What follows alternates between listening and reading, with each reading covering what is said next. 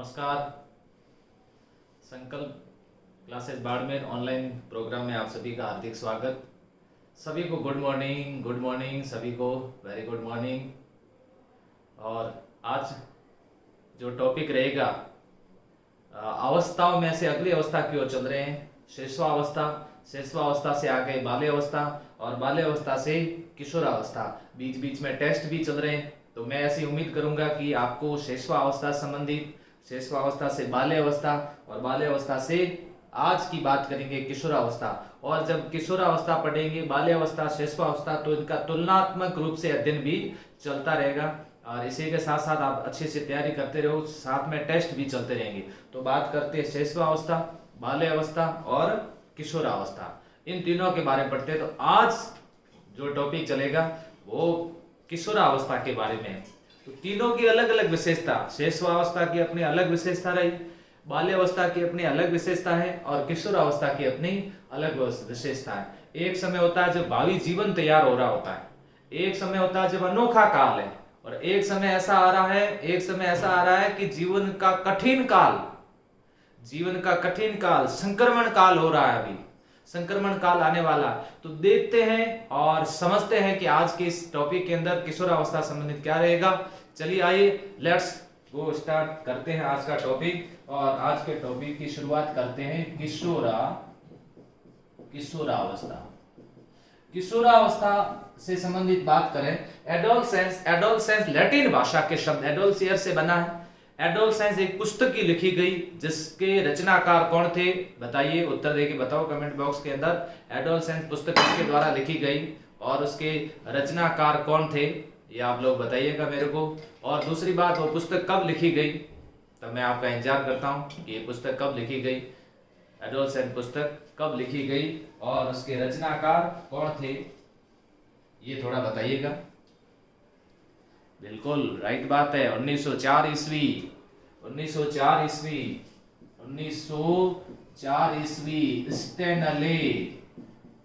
Stanley hall के द्वारा। तो अब अगला प्रश्न आप लोग सुन लीजिए। किशोरावस्था के जन्मदाता किसको माना जाता है? किशोरावस्था जो ये कॉन्सेप्ट दिया है, इस कॉन्सेप्ट को देने के जन्मदाता कौन है? इस कॉन्सेप्ट को देने के जन्मदाता स्टैनले हॉल को माना जाता है।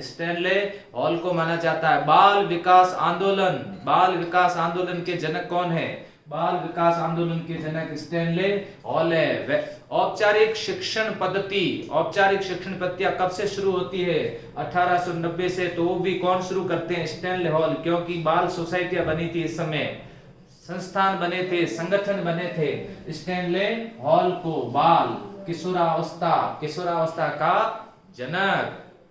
अब बात आती है किशोरावस्था। तो किशोरावस्था को हर लोक ने किशोरावस्था को 3 भागों में विभाजित किया और इन्होंने बताया पूर्व किशोरावस्था,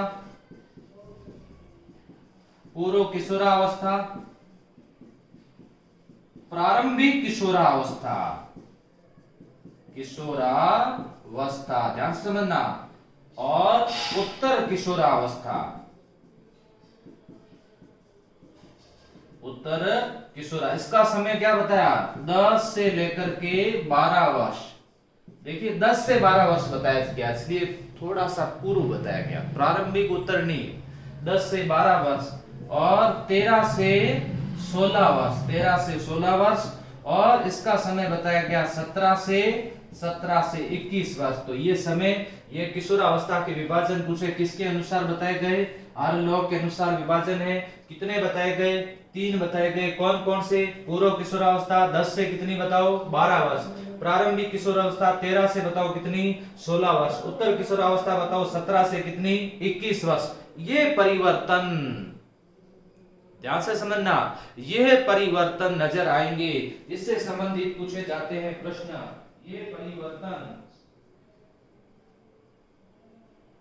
इस परिवर्तन से संबंधित आपसे प्रश्न पूछे जा सकते हैं। पूर्व किशोरावस्था, प्रारंभिक किशोरावस्था और उत्तर किशोरावस्था, 3 इसके भाग। मुझे उम्मीद है समझ में आ गया होगा। एडोलसेंस लैटिन भाषा के एडोलसियर से बना है, जिसका अर्थ होता है जिसका अर्थ होता है परिपक्वता, जिसका अर्थ होता है परिपक्वता की ओर, परिपक्वता की ओर बढ़ना, परिपक्वता की ओर बढ़ना। ध्यान रखना, वैसे एक शब्द होता है वृद्धि और दूसरा शब्द होता है परिपक्वता, परिपक्वता, फिर एक शब्द होता है विकास, विकास।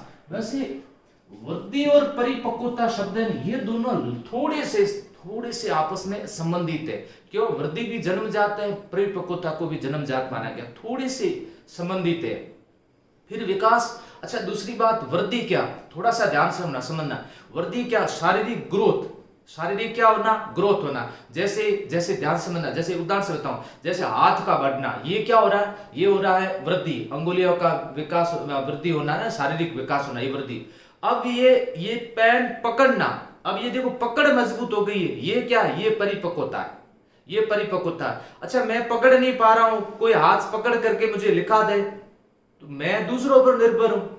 इसलिए स्वयं पर जब व्यक्ति निर्भर हो जाता है कोई कार्य करने के लिए, उसे क्या बोलते हैं? परिपक्वता। इसी के साथ साथ परिपक्वता को हम समझ भी कह सकते हैं, समझ विकसित हो जाती है। और फिर उसके बाद शारीरिक, मानसिक सभी प्रकार का विकास जब होने लग जाता है, सामाजिक वगैरह सब समझ विकसित हो जाने लग जाते, अमूर्त चिंतन होने लग जाता है, जैसे कह सकते हैं। बहुत सारी बातें किसमें आ जाती है? विकास में आ जाती है। इसलिए ध्यान रखना, परिपक्वता की ओर बढ़ना। अब परिपक्वता कैसे की ओर बढ़ना? केवल शारीरिक नहीं बल्कि मानसिक परिपक्वता भी होती है किशोरावस्था में। शारीरिक परिपक्वता नहीं, मानसिक परिपक्वता भी होती है। जैसे शैशवावस्था की बात करते हैं, नहीं होती है ना, तो इसी तरह से उसमें शारीरिक और मानसिक परिपक्वता भी होती है। किशोरावस्था, अब ध्यान से समझिएगा, आगे बात करने जा रहे हैं किशोरावस्था से संबंधित। और किशोरावस्था से संबंधित जो प्रश्न पूछे जाएंगे, मैं उम्मीद करूंगा कि एक भी प्रश्न आपका गलत नहीं होगा।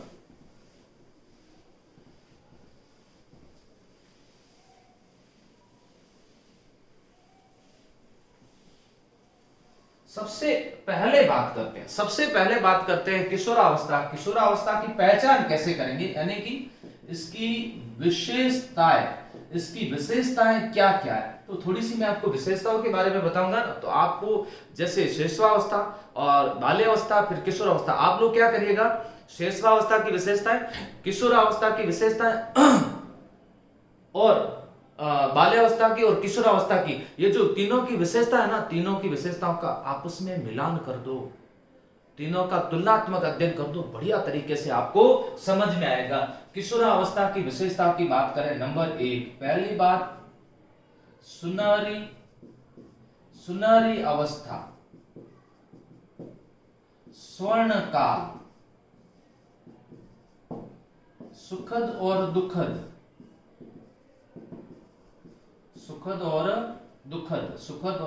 संक्रमण काल,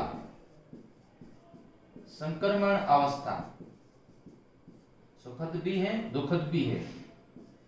ब्यूटी एज कहते हैं, जैसे ब्यूटी मतलब सुंदरता की अवस्था कहते हैं। वीर पूजा, देशभक्ति, स्वयं प्रेम,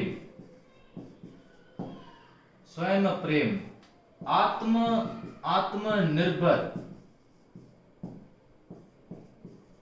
समायोजन की समस्या,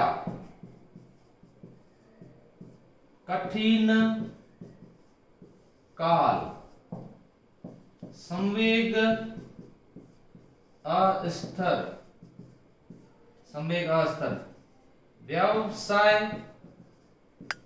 चयन, व्यवसाय का क्या करना है? व्यवसाय का चयन करना है, इस समय व्यवसाय चयन की अवस्था है। विषमलिंगी आकर्षण,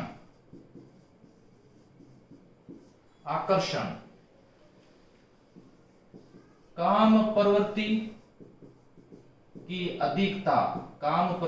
अधिकता, सामाजिक, नैतिक और बौद्धिक, ये सब परिपक्वता की संबंधित होता है। अब आपको सब से बारे में विस्तार से बता दूं, और इससे संबंधित अगर जरूरी नहीं कि ऐसा ही प्रश्न आए, इससे और भी अच्छा प्रश्न पूछ सकते हैं। देखिएगा, इसको सुनहरी अवस्था कहते हैं, इसे स्वर्ण काल कहते हैं, जीवन का स्वर्ण काल कहते हैं। सजना संवरना इस समय बहुत ज्यादा रहता है। और दर्पण की अवस्था कहते हैं, कैसी अवस्था कहते हैं? दर्पण की अवस्था कहते हैं। अधिकतम समय दर्पण के सामने रहता है और अपने आप को सबसे ज्यादा सुंदर समझता है।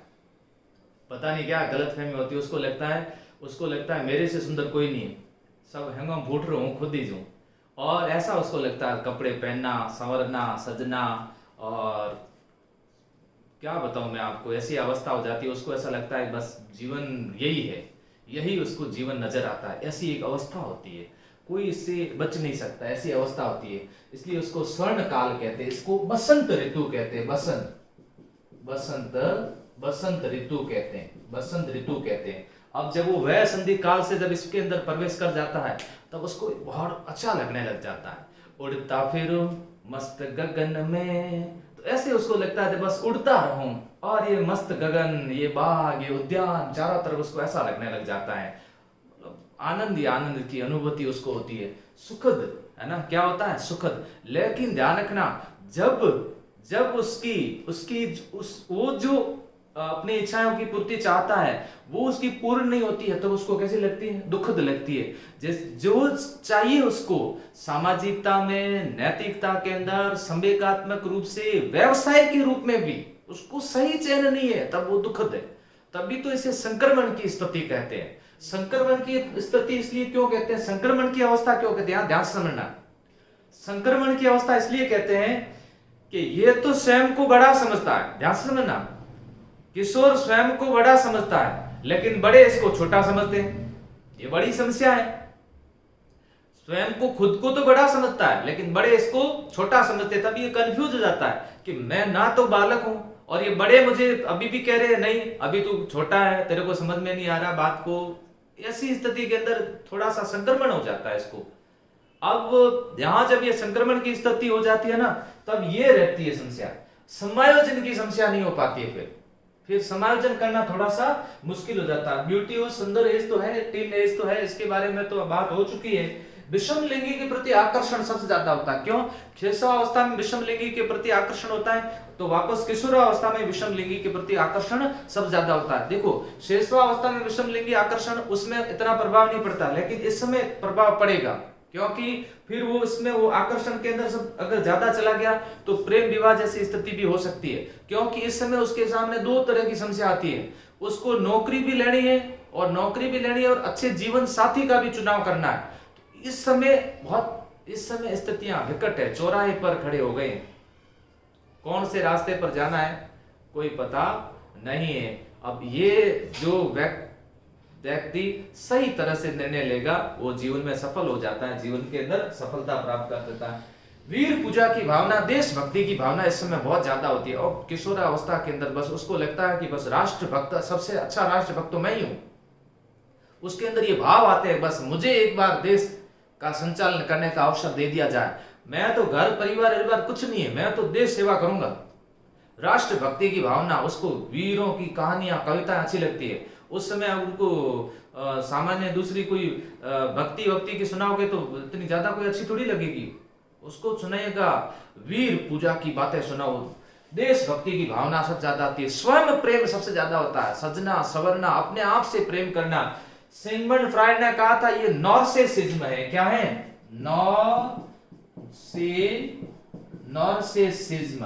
नॉर्सिसिज्म है, स्वयं खुद को प्रेम करना, ये नॉर्सिसिज्म है। आत्मनिर्भर हो जाता है। अब आत्मनिर्भर क्योंकि उसको व्यवसाय का चयन करना, आत्मनिर्भरता आ जाती है।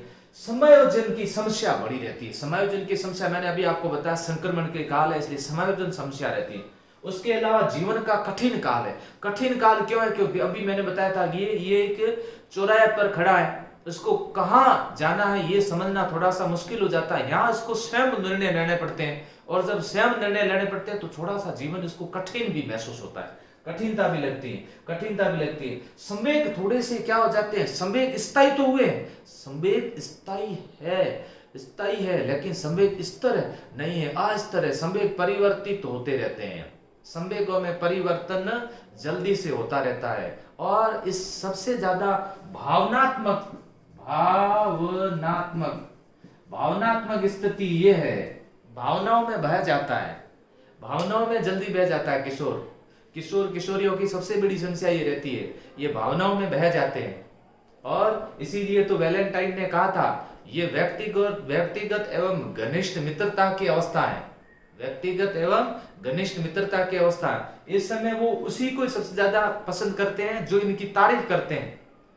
इस समय माता पिता इनकी तारीफ करेंगे नहीं, और माता पिता जब तारीफ नहीं करेंगे तो माता पिता को ये अपनी अपनी जो प्रगति है या फिर अपनी जो बात गति है उसमें सबसे ज्यादा बाधक समझते हैं। कॉल सैनिक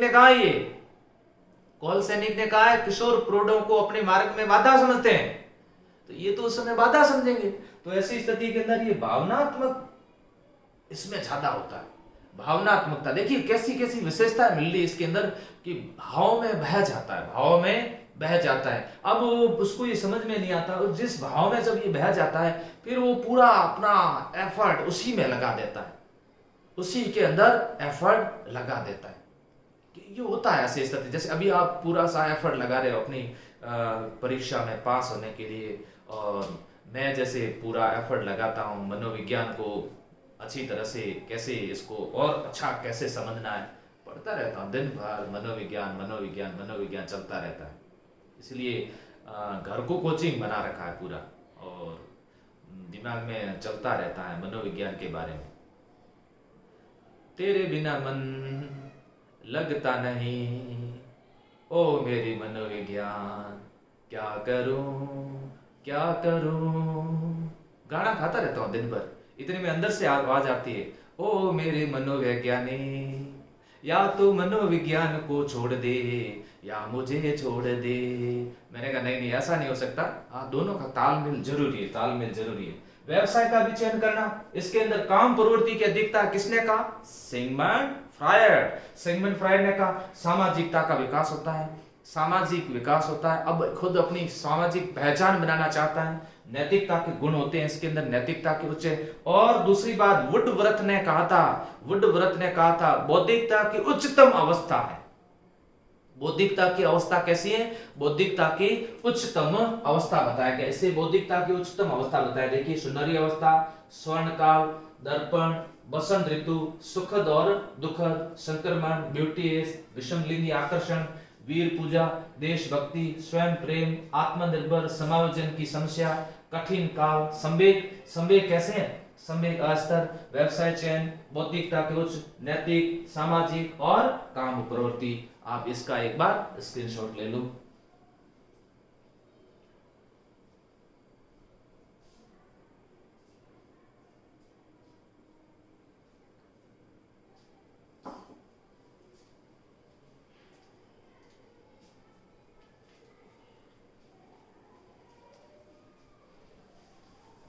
इसी के साथ में किशोरावस्था से संबंधित और क्या क्या प्रश्न पूछे जा सकते हैं, किशोरावस्था संबंधित और क्या प्रश्न पूछेंगे वो अपन बातचीत करते हैं।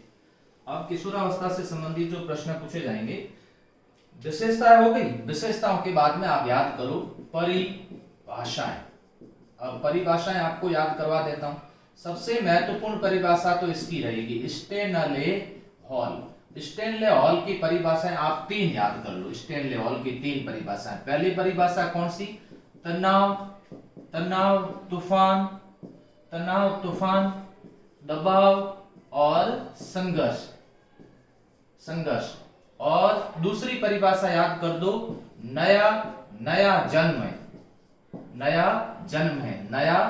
है। और तीसरी परिभाषा इनकी याद कर दो, सामाजिक, मानसिक और संवेगात्मक रूप से आकस्मिक परिवर्तन। ये तो किसने कहा था? स्टेनले हॉल ने कहा था कि किशोरावस्था में जो परिवर्तन होते हैं वो छलांग मार करके आते हैं, आकस्मिक रूप से उन्होंने बताया था। दूसरा, किशोरावस्था को तनाव, तूफान, दबाव की अवस्था का, और नया समय का, क्या बोला? नया समय का। ये 3 परिभाषा स्टेनले हॉल की याद रखो।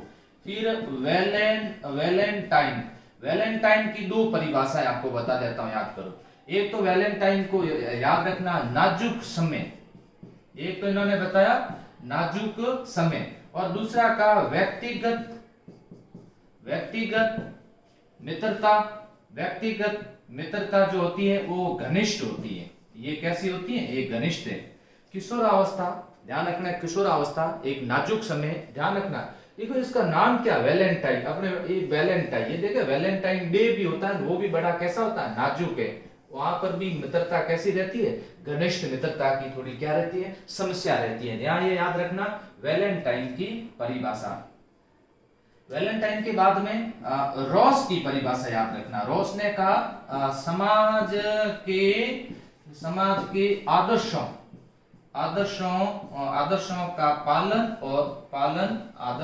पालन भी कह सकते हैं, और आदर्शों को क्या करता है, वो पोषण करता है, अपने जीवन में समाज के आदर्शों को पोषण करता है। ये परिभाषा आप याद रखना किसकी, आशुवेल की परिभाषा मैं आपको बता देता हूं। आशुवेल की परिभाषा यह है कि किशोरावस्था संक्रमण की अवस्था है। किशोरावस्था किसकी अवस्था है, कैसी अवस्था है, संक्रमण की अवस्था। ये संक्रमण का काल किसने कहा था, संक्रमण की अवस्था किसने कहा, समाज के आदर्शों का पोषण कौन करता है, रॉस ने कहा। वैलेंटाइन की दो परिभाषा याद रखना, नाजुक समय और व्यक्तिगत मित्रता इनकी जो होती है वो कैसी होती है, घनिष्ठ होती है। फिर शारीरिक मानसिक संवेगात्मक परिवर्तन आकस्मिक रूप से होता है। ये एक नया जन्म है, तनाव, तूफान, दबाव और संघर्ष की अवस्था है। ले लो स्क्रीनशॉट, संघर्ष की अवस्था है।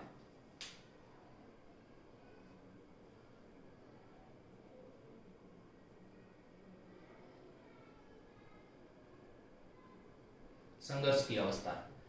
अब बात करते हैं इसके बाद में, इससे आगे परिभाषाएं और मैं आपको याद करवा दूं।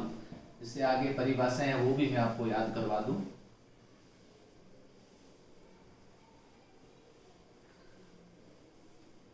वो परिभाषाएं भी आप याद करिए, कौन कौन सी। देखो जरशील्ड की परिभाषा भी याद रखो। जरशील्ड ने कहा था किशोरावस्था वो समय है जो बाल्यावस्था की ओर से संक्रमण करता है। बाल्यावस्था की ओर से मतलब ओर से, बाल्यावस्था की ओर से संक्रमण का काल प्रारंभ होता है, किशोरावस्था है। ब्लेयर, जॉन और सिम्पसन, ये भी परिभाषा महत्वपूर्ण याद रखना। ब्लेयर, जॉन, सिम्पसन की परिभाषा याद रखना। इन्होंने कहा था कि किशोरावस्था बाल्यावस्था के अंत और प्रौढ़ावस्था के आरंभ का समय, आरंभ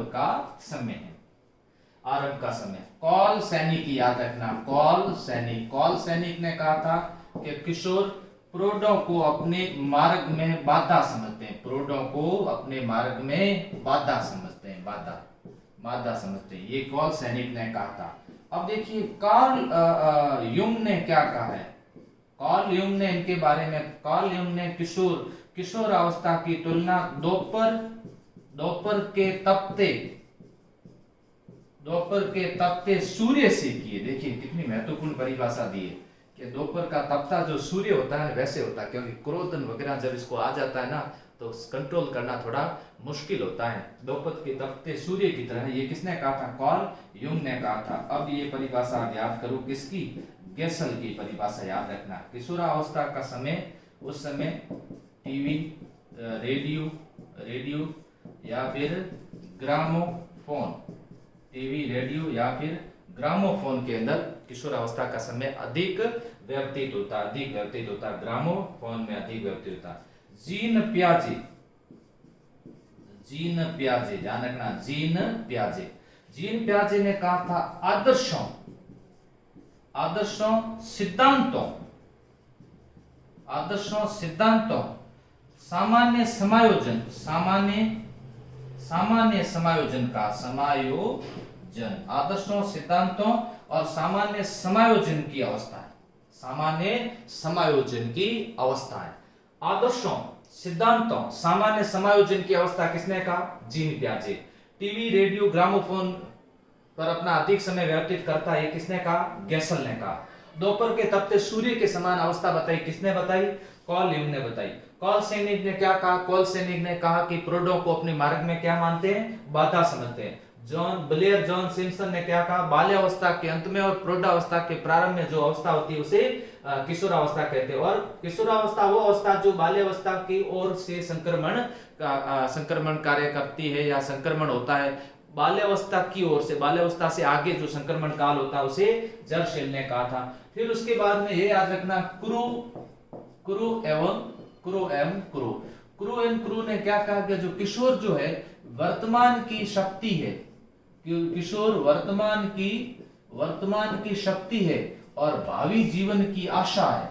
भावी जीवन की आशा है, वर्तमान की शक्ति है और भावी जीवन की आशा है। ये किसने कहा था? क्रो ने कहा था। परिभाषा मैंने आपको इतनी सामान्य तरीके से याद करवाता हूं, कोशिश करता हूं परिभाषा ज्यादा से ज्यादा आपको याद करवा रहा हूं। देखिए बहुत सारी परिभाषाएं लेकर के आता हूं लाइव सेशन के अंदर, तो मैं ये चाहता हूं कि आपको परिभाषा में कोई किसी तरह की समस्या ना आए और परिभाषा में आप अटके नहीं। तो ये परिभाषा आप अच्छी तरीके से याद कर ले, इसी कोशिश ये करें इससे जोड़ने। देखो क्रू एंड क्रू जहां भी जाओ, चाहे वर्तमान में हो चाहे भविष्य में हो, ये तो मिलेंगे वहां पर। फिर जर्शिल, देखो यहाँ ध्यान रखना की ओर संक्रमण करता है। ब्लेयर जॉन सिम्पसन की बस ये मिक्स करना। कॉल सैनिक में याद रखना सैनिक, देखिए सैनिक अपने जीवन में कोई भी बाधा पसंद नहीं करता, सैनिक कोई भी बाधा पसंद नहीं करता है। कॉल युंग का याद रखना कौन सा? तपते हुए सूर्य से याद रखना। गैसल, देखो टीवी, रेडियो, इसमें थोड़ा सा सेल वगैरह लगाने पड़ते हैं। जीन प्याजे के अनुसार आदर्श है, सिद्धांत है और सामान्य समालोचन है, आसानी से याद हो जाती है। कोशिश करने वालों की कभी हार नहीं होती और मुझे उम्मीद है कि आप लोग अच्छी कोशिश कर रहे हो, और अच्छी कोशिश कर रहे हो तो आपको दिक्कत नहीं आएगी और मैं भी आपके साथ हूं, दिक्कत नहीं आने दूंगा। मिटा दूं आपकी अनुमति हो तो कमेंट करके देखो नीचे।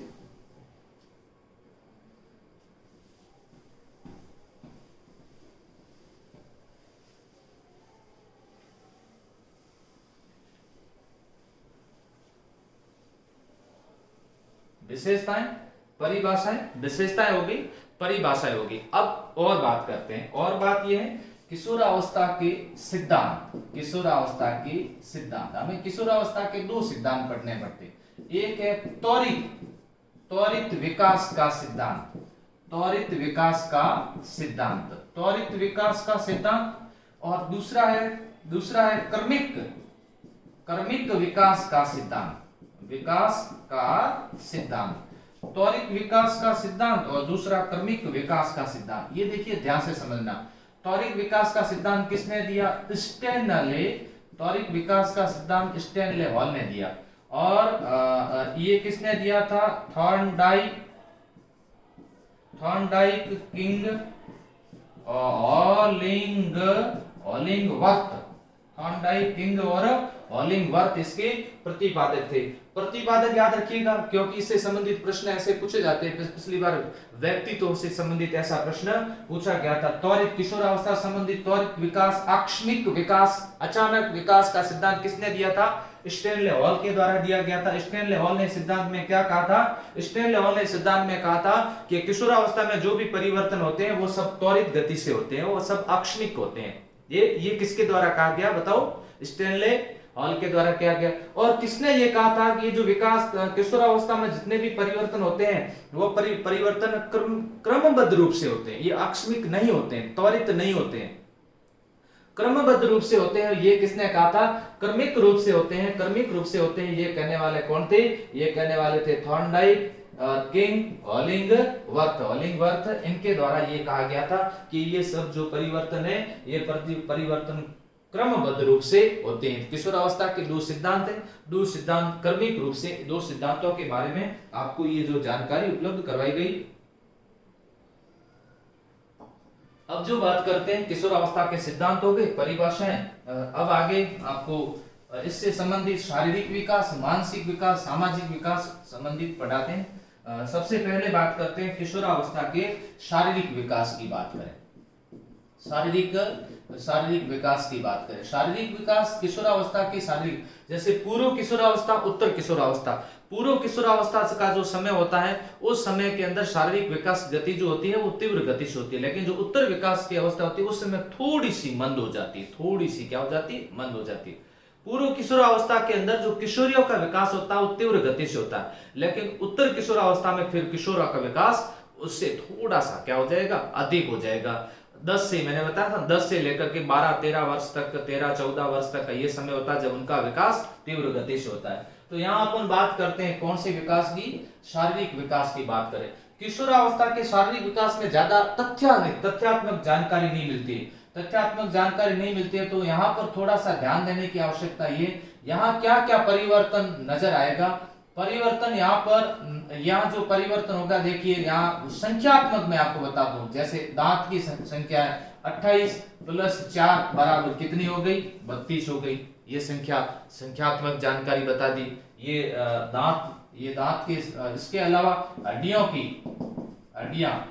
की संख्या में परिवर्तन होगा, और हड्डियां कितनी हो जाएगी, 206। ये हड्डियों की संख्या में परिवर्तन हो गया। तो इस प्रकार से परिवर्तन नजर आएगा, इस प्रकार से ये परिवर्तन होगा। इसके अलावा सिर और अनुपात शरीर, सिर और शरीर का अनुपात 1:1 कितना हो जाएगा, 1:8 हो जाएगा, 1:8 हो जाएगा। यहाँ परिवर्तन, ये परिवर्तन तथ्यात्मक रूप से मिलेगा। और दूसरी बात मैंने आपको बताया, पूर्व किशोरावस्था और उत्तर किशोरावस्था में परिवर्तन जो होगा किसमें ज्यादा होगा, किसमें कम होगा, वो भी आपको जानकारी प्रदान की गई। यहां से बात करते हैं मानसिक विकास की, यहां से बात करते हैं अपन कौन से विकास की, मानसिक विकास की बात करें। तो मानसिक विकास जब अपन पढ़ेंगे, मानसिक विकास की बात करें तो वुडवर्थ का कोटेशन याद रखो। वुडवर्थ ने कहा था 10 से 15 वर्ष की अवस्था के अंदर मानसिक विकास उच्चतम अवस्था में होता है, उच्चतम अवस्था में होता है। मानसिक विकास की अवस्था की बात करें, यहाँ पर मानसिक या बौद्धिक विकास उच्चतम अवस्था में होता है, बौद्धिक विकास उच्चतम अवस्था में होता है। इस समय जो चिंतन होता है वो चिंतन कैसा होता है, तार्किक चिंतन होता है। इस समय जो चिंतन हो तार्किक चिंतन है, और साथ साथ में ध्यान रखना अमूर्त चिंतन है। कैसा है, तार्किक है, और दूसरा अमूर्त चिंतन है। तार्किक चिंतन है, अमूर्त चिंतन है। इस समय तार्किक चिंतन होगा, और कैसा, अमूर्त। जीन पियाजे ने इसको औपचारिक परिचालन की अवस्था कहा, औपचारिक परिचालन की अवस्था कहा। इस अवस्था को औपचारिक, क्योंकि इसमें चिंतन, अमूर्त चिंतन ज्यादा होता है। बौद्धिक विकास पूर्ण होता है, इस समय उच्चतम अवस्था की ओर होता है। उच्चतम अवस्था 12 वर्ष का होता है जब समस्या का समाधान कर लेता है, तो ये तो किशोरावस्था है। यहाँ पर तर्क वितर्क करना, समस्याओं का समाधान करना, अन्वेषण करना, खोज करना, यहाँ मानसिक विकास की इसकी विशेषता रहेगी। इस समय ये मानसिक विकास की विशेषता है। और ये कौन सी विशेषता है, शारीरिक विकास की बात आई। शारीरिक विकास, मानसिक विकास। अब देखिए जब बात करते हैं, इससे थोड़ा सा और समझने की कोशिश करें। मानसिक विकास जब अपन ने पढ़ा था, मानसिक विकास जब पढ़ा तो शेषवावस्था पढ़ी। शेषवावस्था में क्या पढ़ा, जीन पियाजे के अनुसार प्राक परिचालन अवस्था है। कैसी अवस्था है, प्राक परिचालन अवस्था बताई थी। और बाल्यावस्था के अंदर, बाल्यावस्था जब टॉपिक पढ़ा था, बाल्यावस्था को मूर्त परिचालन अवस्था कहा गया, मूर्त परिचालन। और दूसरी अब आ गई कैसी अवस्था है, किशोरावस्था है। और किशोरावस्था को कैसी अवस्था कहेंगे, औपचारिक परिचालन अवस्था कहा जाएगा। किसके आधार पर कहा जाएगा, मानसिक विकास के आधार पर कहा जाएगा। और मानसिक विकास के आधार पर ये कौन कहेगा, मानसिक विकास के आधार पर किसके द्वारा कहा गया, मानसिक विकास के आधार पर जीन पियाजे के द्वारा कहा गया। और जीन पियाजे को विकासात्मक मनोविज्ञान का जनक माना जाता है। विकासात्मक मनोविज्ञान का जनक जीन पियाजे है। यहाँ मानसिक विकास की बात आई। मानसिक विकास के बाद में बात करते हैं सामाजिक विकास। सामाजिकता में देखिए समूह तो बनते हैं, लेकिन समूह के साथ साथ में सामाजिकता का विकास भी होता है। एक समस्या बड़ी रहती है सामाजिक विकास के अंदर, किशोर समायोजन नहीं कर पाता है। सामाजिक विकास के अंदर ये एक समस्या रहती है कि इसको समायोजन करने में सबसे बड़ी समस्या आती है। सबसे बड़ी समस्या आती क्यों आती है? क्योंकि इसलिए आती है कि इसके विचारों पर प्रतिबंध लगाया जाता है। इसलिए ये प्रौढ़ जो होते हैं उनको क्या समझता है? प्रौढ़ को अपने रास्ते में बाधा समझता है। प्रौढ़ को अपने रास्ते में बाधा समझता है। ये एक इनकी बड़ी समस्या है। ये समस्या रहती है। ये समस्या रहेगी किसकी? किशोरावस्था की ये समस्या रहती है। बिल्कुल। और सामाजिक विकास की उच्च अवस्था है, यहाँ ध्यान रखना। दूसरे जो शैशव, बाल्य और इनसे अगर तुलना करें इसमें सामाजिकता की स्थिति कैसी रहती है? उच्च अवस्था है। सामाजिक उच्च अवस्था है। सामाजिक अच्छे बुरे का सब उसको ज्ञान होता है। सामाजिक अच्छे बुरे का ज्ञान होता है। संवेगात्मक बात करें, संवेगात्मक रूप से संवेग स्तर हो चुके हैं। ध्यान रखना, संवेग स्तर हो चुके हैं। स्तर मतलब स्थायी। संवेग स्थायी तो हो चुके हैं, लेकिन संवेग स्थायी हो चुके हैं। यहाँ थोड़ा सा रहना, स्तर स्थायी हो चुके हैं, लेकिन संवेगों के अंदर परिवर्तन जल्दी हो जाता है। परिवर्तन यहाँ जल्दी होगा। परिवर्तन जल्दी होता है। कैसे परिवर्तन हुआ? वहां शैशवावस्था में क्या पढ़ा था कि शैशवावस्था में संवेग कैसे अस्थायी है। अस्थायी है। शैशवावस्था के अंदर संवेग स्थायी। यहाँ संवेग परिवर्तन होते हैं, लेकिन संवेग धीरे धीरे कैसे होने लग जाते हैं? स्थायी होने लग जाते हैं।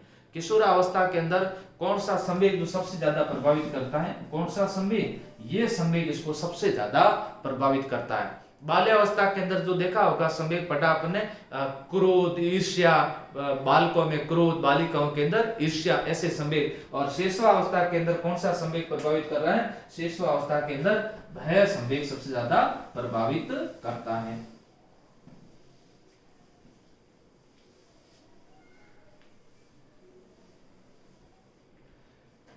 बात आगे बढ़ाते हैं और टॉपिक में किशोरावस्था के अंदर, किशोरावस्था में शिक्षा व्यवस्था कैसी होनी चाहिए? शिक्षा व्यवस्था कैसी होनी चाहिए? किशोरावस्था के अंदर स्वावलंबी शिक्षा होनी चाहिए। शिक्षा व्यवस्था होनी चाहिए। दूसरा समावेशी शिक्षा व्यवस्था होनी चाहिए। तीसरा यौन आधारित शिक्षा भी दी जानी चाहिए।